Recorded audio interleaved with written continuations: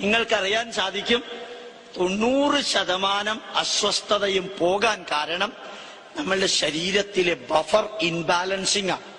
14 ബഫറാണ് ശരീരത്തിനെ ശരീരമാക്കി നിർത്തുന്നത്.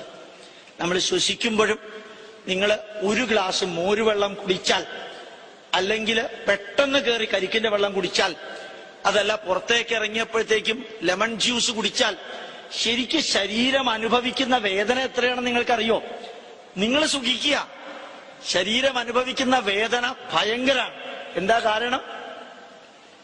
ഈ നാരങ്ങാ വെള്ളം അകത്തേക്ക് ചെല്ലുമ്പോഴാ pH തെറ്റുന്നത്, ശരീരത്തിന്റെ ഹൈഡ്രജൻ അയോൺ കോൺസെൻട്രേഷൻ തെറ്റുന്നത്.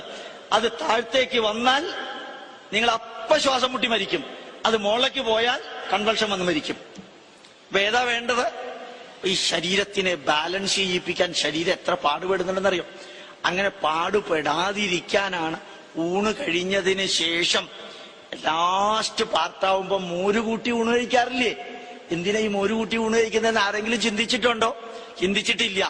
നിങ്ങൾ മോര് കൂട്ടിയിട്ടില്ലെങ്കിൽ ഈ സ്റ്റൊമക്കിനകത്തെ ഭക്ഷണം ദഹിപ്പിക്കാനുള്ള എൻസൈം വർക്ക് ചെയ്യുന്നത് 2-4 pH-ലാണ്. 2-4 pH-ലാണ്. ആ pH 2-4 ആക്കാൻ എളുപ്പ വഴി അവസാനം മോര് കൂട്ടി ഊണ് കഴിക്കാം. അപ്പൊ pH 2-4 ആവും. നിങ്ങൾ മോര് കൂട്ടിയിട്ടില്ലെങ്കിൽ ശരീരം തന്നെത്താനെ ഹൈഡ്രോക്ലോറിക് ആസിഡ് ഉണ്ടാക്കും. ശരീരം തന്നെത്താനെ ഹൈഡ്രോക്ലോറിക് ആസിഡ് ഉണ്ടാക്കി ആ ഹൈഡ്രോക്ലോറിക് ആസിഡാണ് pH താഴ്ത്തുകയും അതേപോലെ സ്റ്റൊമക്കിനെ തന്നെ ഡൈജസ്റ്റ് ചെയ്യിപ്പിക്കുകയും ചെയ്യുന്നത്. ഇപ്പൊ നമ്മുടെ ട്രഡീഷനിൽ മോര് കൂട്ടി ഊണ് കഴിക്കുക എന്നുള്ളത് ഗംഭീരാണല്ലേ?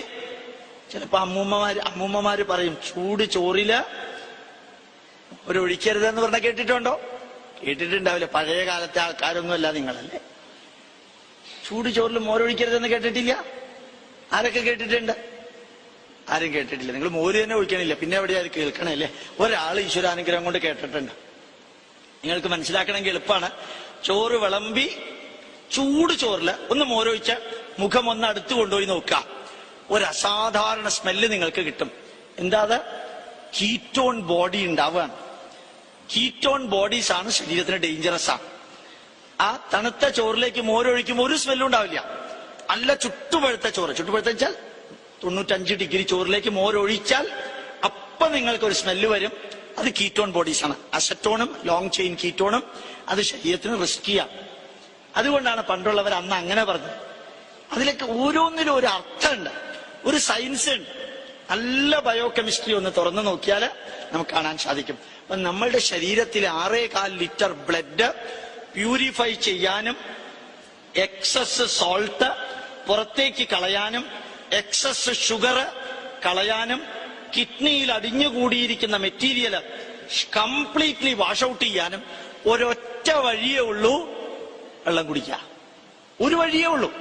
നിങ്ങൾ കഴിച്ചിരിക്കുന്ന ഏത് ഡ്രഗും ഏത് MBBS MD കാരനോട് ചോദിക്കുക. പലപ്പോഴും IMA കാർക്ക് ക്ലാസ് എടുക്കാറുണ്ട്. അവരൊക്കെ ഒരു കണ്ടീഷൻ മാത്രമേ IMA കാർക്കുള്ളൂ, അകത്തുനിന്ന് ഡോറ് ബോൾട്ട് ചെയ്യണം, പുറത്ത് ആരും അകത്ത് വരരുത്. കാരണം ഞങ്ങൾക്കിത് അറിഞ്ഞുകൂടാന്ന് മറ്റുള്ളവർ അറിയരുത് എന്നായിരിക്കാം ഉദ്ദേശം. ഏതായാലും കുറച്ച് തമാശയായിട്ട് ഞാൻ പറഞ്ഞെന്ന് മാത്രമേ ഉള്ളൂ. ക്ലാസ് എടുക്കാറുണ്ട്. യഥാർത്ഥത്തില് ഈ രാവിലത്തെ വെള്ളം നമ്മൾ കുടിക്കുകയാണെങ്കിൽ നമ്മൾ ഈ പഞ്ചസാര ഉപയോഗിക്കരുത്, ഉപ്പ് ഉപയോഗിക്കരുത്, അത് ഉപയോഗിക്കരുത്, ഇത് ഉപയോഗിക്കരുത് എന്നൊക്കെ പറയുന്നതിന് പകരം റിവേഴ്സ് ചെയ്ത് നോക്കുക. ശരീരത്തിലേക്ക് അകത്തേക്ക് ഷുഗർ കടത്തിവിടുന്നത് കുറയ്ക്കുന്നത് പോലെ തന്നെ എഫക്റ്റീവാണ് അകത്തുള്ള ഷുഗർ വാഷ് ഔട്ട് ചെയ്ത് പുറത്തേക്ക് കളയല്. അതേപോലെ എഫക്റ്റീവ് അല്ലേ? സിമ്പിൾ അല്ലേ theory? Excess salt, excess sugar, bicarbonate buffer, sulphate buffer, sulphite buffer, phosphate buffer, ഇതെല്ലാം ക്ലീൻ ചെയ്യാൻ ഒറ്റ വഴിയുള്ളൂ. രാവിലെ 3-4 ഗ്ലാസ് വെള്ളം കുടിക്കുക. ജലപാനവ്രതം എന്നാ പറയാ. ഇപ്പൊ റംസാൻ പീരീഡാണ്. പലർക്കും വെള്ളം കുടിച്ചു കഴിഞ്ഞാൽ ബെസ്റ്റാ. ഒരു ദിവസം പട്ടിണി കിടക്കാം. 15 ദിവസത്തിൽ ഒരിക്കല് പട്ടിണി കിടന്ന് വെള്ളവും കുടിക്കുക. നിങ്ങളുടെ ശരീരത്തിന് ഒരു ചികിത്സയും വേണ്ടി വരില്ല. നിങ്ങളുടെ ഹാർട്ടിനൊരു പ്രോബ്ലം ഉണ്ടാവില്ല, നിങ്ങളുടെ ലിവറിനൊരു പ്രോബ്ലം ഉണ്ടാവില്ല.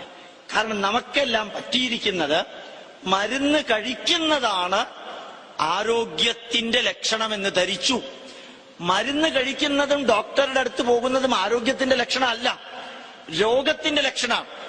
അത് ചീത്തയുടെ ലക്ഷണമാണ്, നന്മയുടെ ലക്ഷണമല്ല. നന്മയുടെ ലക്ഷണം എന്താണ്?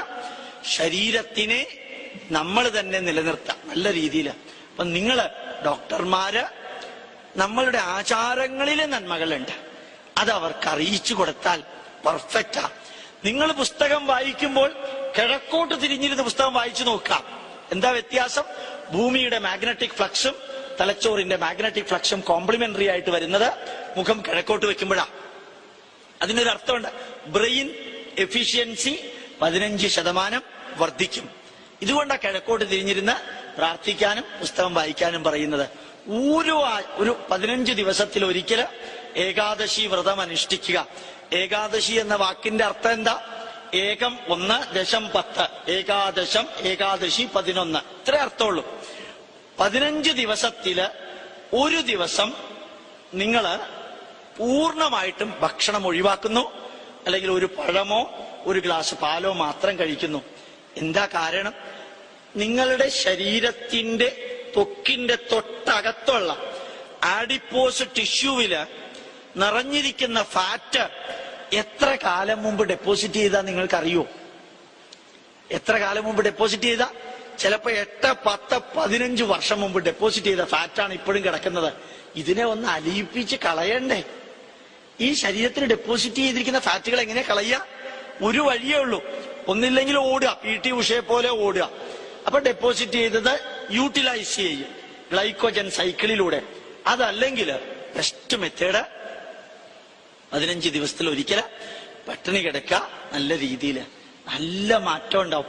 അപ്പൊ നിങ്ങള് പാവപ്പെട്ടവരുടെ അടുത്ത് രോഗചികിത്സയ്ക്കായി പോകുമ്പോൾ മരുന്ന് സബ്സ്ക്രൈബ് ചെയ്യുന്നത് പോലെ ജീവിതക്രമവും കൂടി സബ്സ്ക്രൈബ് ചെയ്യാൻ നിങ്ങൾക്ക് സാധിക്കണം.